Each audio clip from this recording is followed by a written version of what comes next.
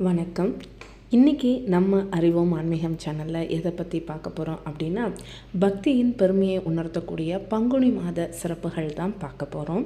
நாளைக்கு ஆரம்பிக்குது ஞாயிற்றுக்கிழமை, மார்ச் மாதம் 15ஆம் தேதி, பங்குனி மாதம் 1ஆம் தேதி. அதோட சிறப்புகளை பற்றி தெரிஞ்சுக்கலாம் வாங்க. அதுக்கு முன்னாடி நம்ம சேனல் அறிவோம் ஆன்மீகமாக இது வரைக்கும் சப்ஸ்கிரைப் பண்ணாதவங்க மறக்காமல் சப்ஸ்கிரைப் பண்ணிவிடுங்க.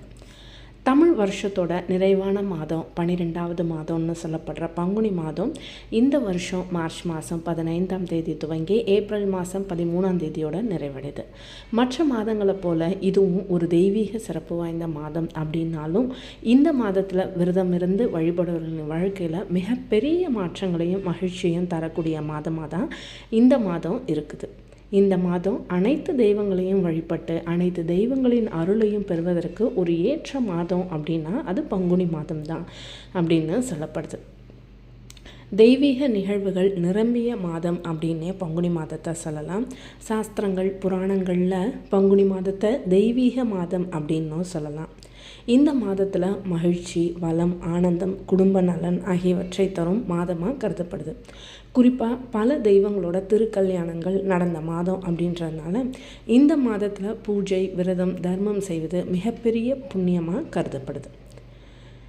இந்த மாதம் தொடங்கும் போதே ஒரு பெரிய ஆன்மீக வரலாற்றை நினைவூட்டுது. அதுதான் சாவித்திரி என்ற பக்தியும் பாவனையும் நிறைந்த பெண் கணவர் சத்தியவானின் ஆயுள்குரியதாக இருக்கும் அப்படின்னு முன்கூட்டியே தெரிஞ்சிருந்தாலும் அதுக்காக விரதம் இருந்து யமன்கிட்ட இருந்து போராடி கணவனை மீட்ட கதை.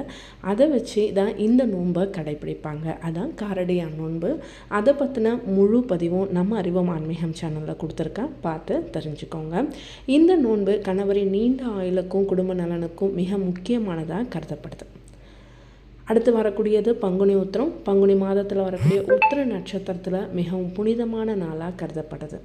இந்த நாளில் முருகனுக்கு காவடி எடுக்கிறது, அபிஷேகம், அர்ச்சனை, விரதம், தர்மம் போன்ற வழிபாடுகள் செய்யப்படுது. அடுத்தது வசந்த நவராத்திரி. பங்குனி மாதம் வசந்த காலத்தின் தொடக்கத்தை நினைவுபடுத்தும் மாதமாக இருக்கிறதுனால இந்த மாதத்தில் வசந்த நவராத்திரி கொண்டாடப்படுகிறது. ஏகாதசி விரதங்கள். இந்த மாதத்தில் 2 முக்கியமான ஏகாதசி விரதங்கள் வருகின்றன. திருமாலை வழிபட்டு விரதம் இருக்கிறதுனால கோதானம் செய்கிறதுனாலையும் புண்ணியங்கள் வந்து சேரும். காரைக்கால் அம்மையார் குரு பூஜை, சாஸ்தா வழிபாடு, மகாலட்சுமி வழிபாடு போன்ற ஆன்மீக நிகழ்வுகள் இந்த மாதத்தில் நிறைய நடக்க இருக்குது. இதனால் பங்குனி மாதம் முழுவதும் கோயில்கள், திருவிழாக்கள், பூஜைகள், ஆன்மீக நிகழ்வுகள் நடைபெற்று பக்தர்களுக்கு ஒரு ஆனந்த தரக்கூடிய மாதம் அப்படின்னு தான் சொல்லலாம். தெய்வங்களின் திருமணங்கள், விரதங்கள், திருவிழாக்கள், ஆன்மீக நிகழ்வுகள் அனைத்தும் ஒரே மாதத்தில் நடக்கிறதுனால பங்குனி மாதத்தை தெய்வ சக்தி நிறைந்த மாதம் அப்படின்னு போற்றப்படுது. இந்த மாதத்தில் நீங்களும் விரதம் இருந்து பூஜை செய்து தர்மம் செய்கிறதுனால வாழ்க்கையில் வளம், ஆரோக்கியம், குடும்ப நலன், மன அமைதி பெருகும் அப்படின்னு சாஸ்திரங்கள் கூறுது. அதனால் இந்த மாதத்தை நீங்கள் எதுவும் தவறாமல் தெய்வ திருமணங்கள் நடக்கிற வேலையில், அதாவது பார்வதி தேவி, பரமேஸ்வரன், முருகப்பெருமான் தெய்வானை, சீதாதேவி, ராமபிரான் இவங்களோட திருமணங்கள் நடக்கும்போது கட்டாயம் கோயிலுக்கு போய் பார்த்துட்டு வாங்க. இந்த பதிவு உங்களுக்கு பிடிச்சிருக்கும்னு நம்புகிறேன். இறைவன் அருள் பூரணமாக உங்களுக்கு கிடைக்கும். சப்ஸ்கிரைப் பண்ணுங்கள்.